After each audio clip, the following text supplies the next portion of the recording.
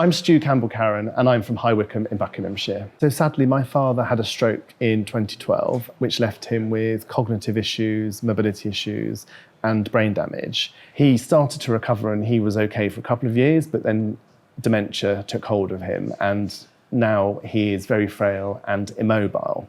So as a family, we have to rely on patient transport services to get him to hospital appointments for things such as blood tests. So in the autumn, I booked patient transport to take my father to hospital to have a heart monitor fitted because he had had several falls in the preceding weeks.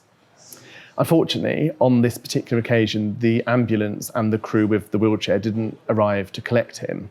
So he got very upset and had quite a major panic anxiety attack. I called the patient transport booking line to express my concerns that the ambulance hadn't arrived to collect my father.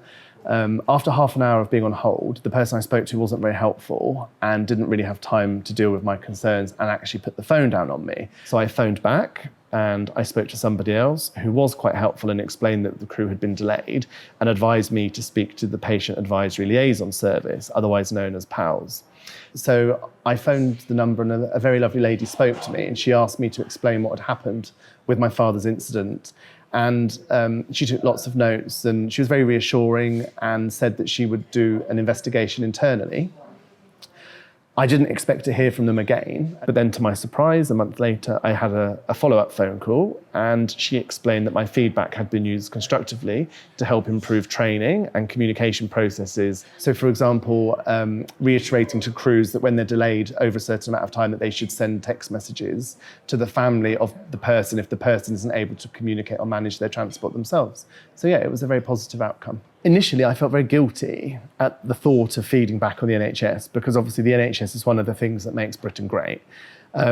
However, I felt that this incident could have been so much worse and could have ended in a catastrophe ultimately, which is why I decided to take the lady's advice from PALS and to feedback. I think it's really important to continue to share feedback via the Care Quality Commission, because ultimately that feedback is used positively and constructively to help improve patient outcomes and deliver better services. My expectations of care have not changed at all, really. They haven't lowered. In fact, I would say they've increased because I think the whole process of feeding back was so positive. And I've encouraged family members and other friends and people that I know have similar relatives, such as my father, to do the same, because I think feedback is a positive thing.